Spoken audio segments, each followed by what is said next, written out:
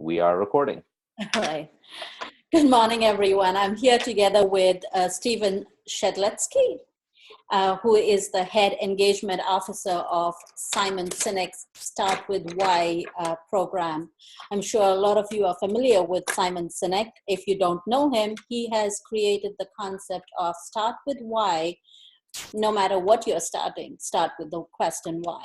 So I'm so happy to have Stephen here with me to go through the same concept or the questions for our youth leaders. And our youth leaders are leaders of tomorrow. So who better to help us than someone from Simon Sinek's organization itself. But before that, Stephen has been also inspiring others through his organization called InspirAction. And here he does inspire other leaders and organizations to do the same thing. Start with why. What is your purpose? And from there on, articulate it to your organization itself. So Stephen, are you ready for my questions? I'm as ready as I'll ever be, Cecilia. So let's do it. All right. So tell us a little bit about what is Start With Why. Right. So Start With Why is a concept that Simon came up with about 11 years ago. And he called it the golden circle. So he originally discovered this little idea, and we say discovered and not invented, because Simon did not invent purpose. Purpose has been around for millennia. All he did was codify it, put it into language and into a model that is easily accessible, that many people can understand. It's simple to understand. And when it's simple to understand, it can be more easily used. And it's a concept that he developed originally to explain why some marketing messaging was inspiring and compelling and why some marketing messaging fell flat. It ended up having a lot more value for Simon because he began to question his own purpose. So about 11 years ago, Simon had a small communications consulting firm, a little firm that would help other organizations with their marketing and communications messaging. Mm-hmm. And I'm not sure if you know this, but in the United States, 9 out of 10 businesses will fail within their first 4 years. And so as Simon opened up this small little firm, he was on a rat race. He wanted to make it into the 4th year.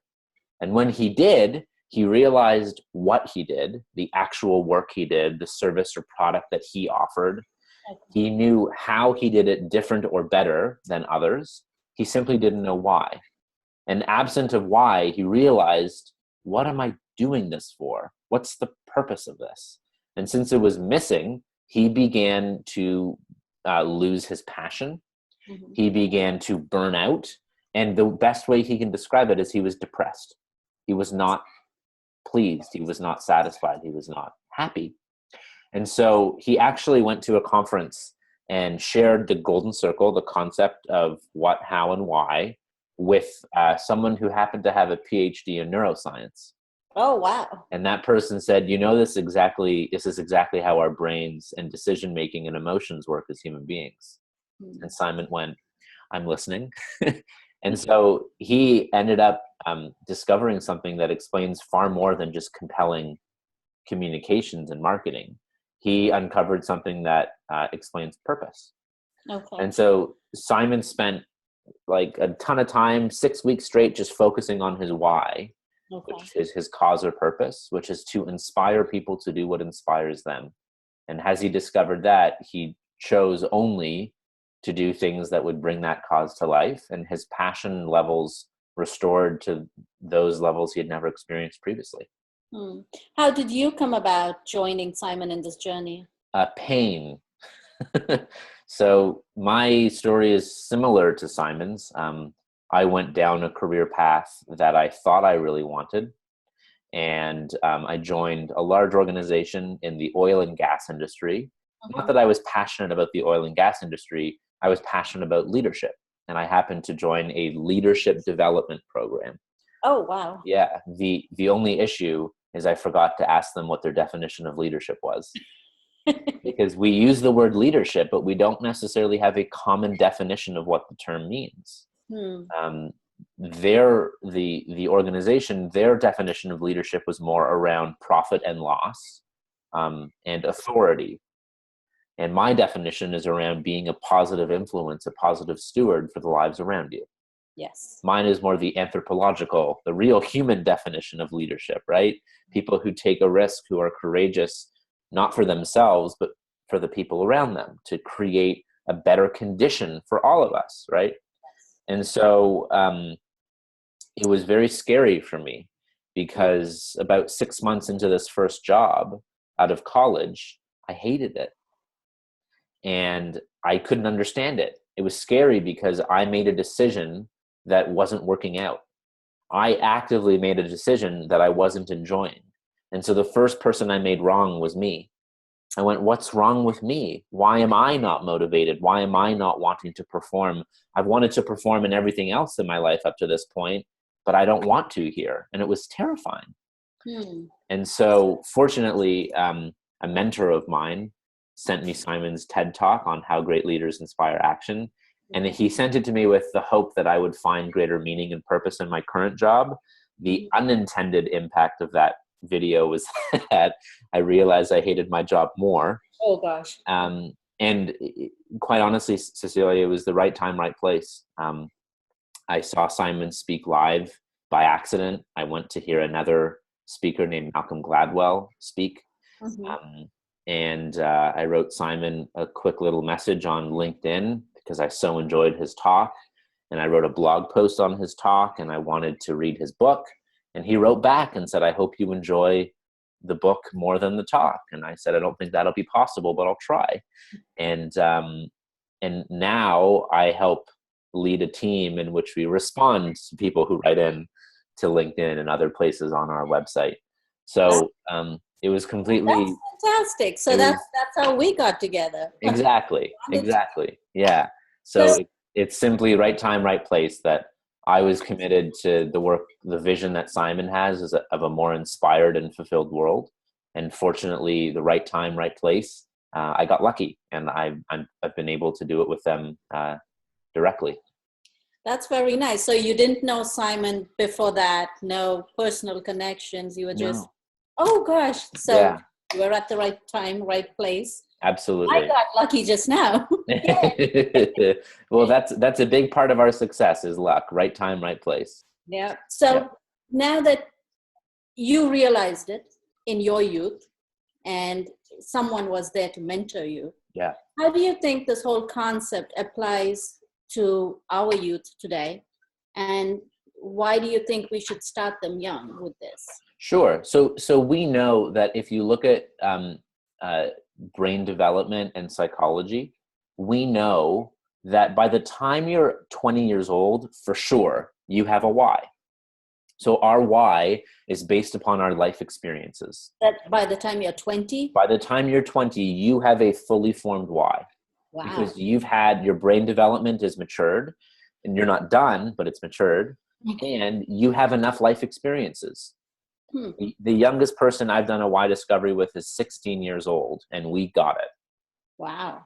And so what's valuable for people who are younger than 20 is to begin to share this, even as young as people in grade school, in grade 3, to be exposed to, hey, this is a concept. This is a universal human truth, because all of Simon's concepts are human concepts.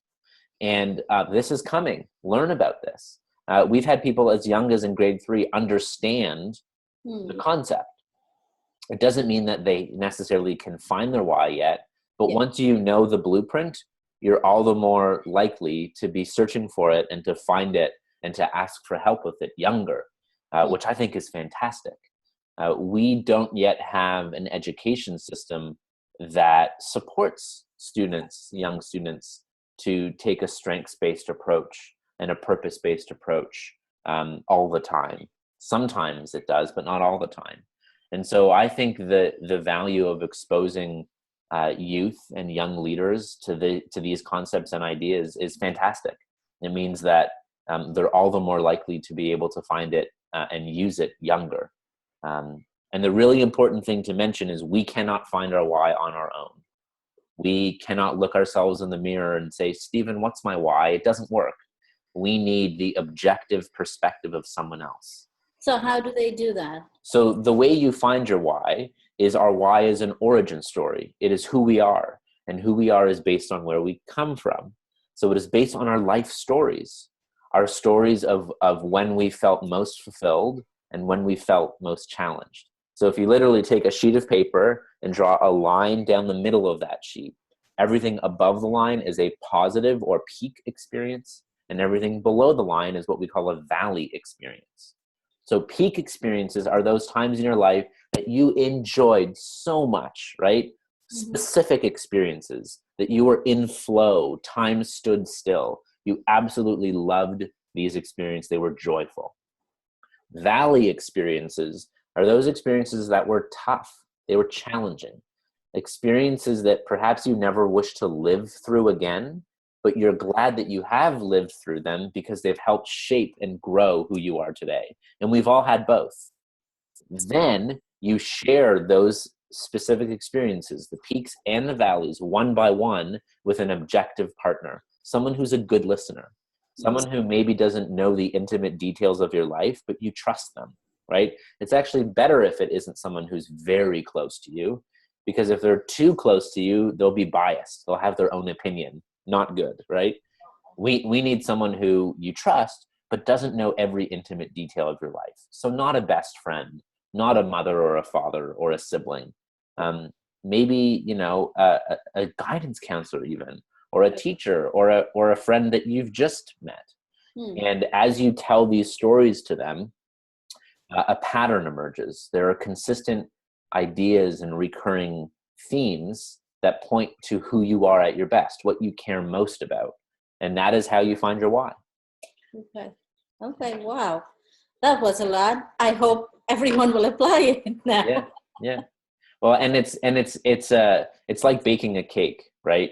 You lay out all the ingredients, which are all your stories, and you put them together and you analyze them, and then you put them in the oven.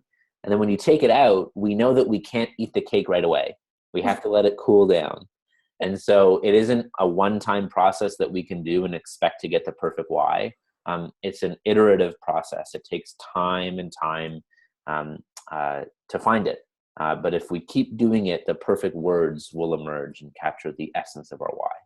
So would this iterative process have to be continued through our adulthood, and do the leadership characteristics that we build as we are young transfer into our adulthood? And at some point, are we able to change them and make them better? And how do we do that if we have to? Yeah, so leadership is a skill. There are some people who are naturally born with some of those skills around influence and empathy and listening and emotional intelligence. Though leaders are made, they're not born, which I think is inspiring. Because if we say that leaders are born, that means the rest of us are doomed. Right? Leaders are not born. We don't stand a chance. Right. Leaders are not born. Leaders are made. Leadership is a skill. It's like building a muscle. We just have to practice. And the practice of leadership is, first and foremost, finding what you want for yourself and for other people. So if you're in a classroom or if you're in a community and you want it to be more empathetic, more understanding, more fun, whatever you want for you and the people around you, you can transform into a leader. Leaders are the people who say, someone should do something about this. And you go, uh-oh, I am someone. And you have a choice to make, right? Leaders are purveyors of hope and courage. Leaders are the one who literally step first. They lead. And it takes a risk, and it's scary, and it's dangerous because you're putting your personal reputation, you're putting yourself on the line for something greater and better. And so our why doesn't change. We have one why and one why only. And once we discover it in our late teens or early 20s, we can use the remainder of our life and our career to bring that cause to life. So are you saying that the why if we discover why very young, it remains for life. Yeah, it does. I mean, unless there's a significant, hugely traumatic event, perhaps it could change. I'm not sure. I hope never to experience that. Wow, I would love for that to happen to all the kids that are going through this program. But the other question was, so when you discover your why, and the kids nowadays are very hesitant to put themselves out there. Sure. One is, oh gosh, I'm going to be terribly embarrassed if something happens. Yeah. Or that's what's in it for me. That's not my place. It's not my time. Why should I do it? These are the different questions that emerge. Or it's more of, will it help my college? Or will my parents approve? Various different things. Or peer pressure. Sure. Should I do it? What are my friends going to think of me? Those are the different questions that emerge. So what would you say to them? So I would say to them that, you know, the only way you can find your why is if you have the desire to. So we cannot force people to find their why. It doesn't work. We can only help people who want to be helped, right? We can only lead a horse to water. We can't force them to drink. Same thing. And so the sales pitch for discovering one's why is the definition of success is individual. There is no one blanket definition of success. Success is not doctor, lawyer, engineer, scientist. Success is what matters to you, and how can you use everything in your life to be an expression of what matters to you. And here's a way that can help you find that. And sure, it'll take vulnerability and a risk to share something personal with someone else. And there's no app for that. You can't text message someone, right? It's got to be a real human conversation. And of course it's risky, but growth, right? We cannot grow and be comfortable at the same time. If you want to grow, you have to take a risk. You have to get uncomfortable. And so I think it's important never to force people to discover their why. Give them a choice. And so long as they choose to and they want to, wonderful. And then in terms of, you know, I went through this myself with my own parents. I started down a very, you know, traditional successful career path. And I realized that I didn't want to be the people who were my leaders. I looked up to those senior to me, and I wasn't inspired by their jobs or their lives. I didn't want it. I saw, you know, a 42-year-old senior manager at a consulting firm going back home every day at 11 p.m., missing dinner and bedtime with his 2 young kids so he could make partner and become successful. And I realized I did not want to climb that ladder. And so if I did not want to climb that ladder, why even bother looking at it? And I became focused on what is the ladder that I wish to climb, even if it doesn't look traditional or it's not the beaten path. And it was hard. I was living under my parents' roof. They insisted that, can't you just go talk to human resources and see if they can put you in a different job? And I went, Mom, Dad, that's not going to help. I need to take this risk. And before I have a wife and kids, and before I have a mortgage and responsibilities, I want to take this risk because I know it's right. And the only reason I knew it was right is because I knew what my why was. I didn't have the perfect language for it then, but I knew what I wanted to do. I wanted to help people feel engaged and fulfilled by their everyday. And if I did that, I knew I would feel that way. And so I was able to take that risk. And my parents were, though it wasn't traditional and though they didn't understand it, they believed in me. And they gave me the leash for 2-3 years until things began to move in the right direction. How old were you then? I was mid-20s. So I was around 25 years old. Okay. I was about 3 years into my career. Okay. And it was a really dark period in my life because I was lost. And I started to do some leadership coaching training. And there were some people far older than I was who were asking me to coach them. Wow. And I know, I was surprised too. and I was helping them make decisions to find more fulfillment in their life. And I realized that I wasn't doing it for myself. And so I wasn't walking my own talk. And so I needed to take a risk for the own sake that I could have credibility with myself, right? How can I tell someone to do something, but I'm not taking my own advice? Right. And so, yeah, it was a tough time, but I was very lucky that my parents were supportive and I could live in their home. Mm-hmm. And I told myself, if I moved out and got my own apartment and lived with a friend, I'd be more fulfilled. So It was doing that hard work. Yeah. Think it's teamwork? You have to help your children go find their why as a family versus having them go on their own and figure it out? I actually think it's more so going out on your own.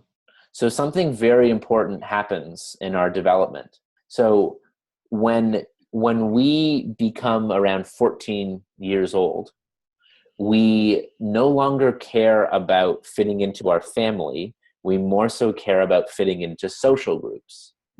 And so we're looking to find belonging outside of our family, right? So long as we're in a normally developed path, by the age of 14, we should feel safe and fine in our family.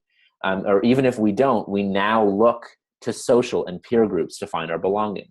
This is the reason high school is so hard, because we're literally attempting to find ourselves and find others. And that's why sometimes we can get in with a crowd that is a dangerous crowd, or one that doesn't have our best interests in mind, because we're looking to belong. And I believe it was my parents, when I came back from college and began working in my career, it was my parents who helped create the condition for me to go out and search and explore, but it was not, they didn't have the experience to do it. And they're too close, right? They don't have a bias. So it wasn't my family who directly helped me find my why, but it was my family who gave me the room and the space to go out and journey and explore and find it. Okay, that's fantastic. Thank you. So what would you tell your 14-year-old self now that you know everything? What would you? I mean, I wouldn't trade anything in my journey. I mean, we just posted a quote of Simon's on our social media, I think yesterday, is there are two decisions in life: a good decision and a lesson learned. Okay. And so with that theory, there's no wrong decisions, so long as we continue to grow and learn and develop from every failure or every wrong decision made. Okay. And so, I mean, what I would say to my 14-year-old self is continue to risk and do good by the people around me, and things will turn out. I mean, I'm a big proponent that every one of our successes in our lives is a direct result of somebody else taking a risk on us. Every single one, right? Yeah. Even if you're an entrepreneur and you started a business, it's a customer who takes the risk to buy from you. Yes. Right? Or it's our mentors. It's the people who sponsor us and who believe in us, who believe in us more than we do of ourselves sometimes. And so I think the greatest advice I would give to anyone, myself included, is create the conditions for people to want to take a risk on you. Okay. And anything about how do you do that? Create the conditions? Show up to improve, not to prove. Fantastic. So in my life, when I've shown up to pretend to be something more than I am, which I have, and I show up to prove something rather than to improve and learn, the response is people around me bang me down. Go back to your level, kid. Oh. However, when I show up and humbly and say, this is what I know, and this is what I'm good at, and this is what I don't know, and this is what I'm curious about, and this is what I want to improve at, the response is people build you up. And so I think if we show up to improve and not to prove, people around us will help us improve. Fantastic. So you inspire a lot of people nowadays. Hope so. Try to. Yeah.